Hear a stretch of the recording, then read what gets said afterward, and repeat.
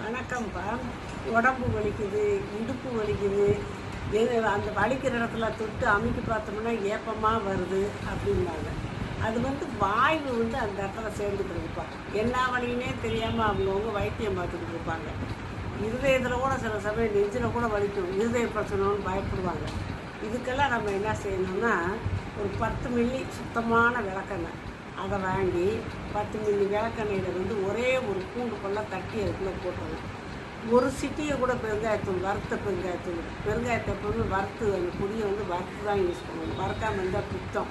அதனால் ஒரு சிட்டியை கூட இல்லாமல் அதுலேயும் பாதி அரை சிட்டியை அந்த விளக்கெண்ணெயில் அந்த பூண்டு பல், இடித்த பூண்டு பல், அந்த அரை சிட்டியை அந்த பெருங்காயத்தூள், வறுத்த பெருங்காயத்தூள் போட்டு கலந்து நைட்டில் வச்சிடணும்ப்பா.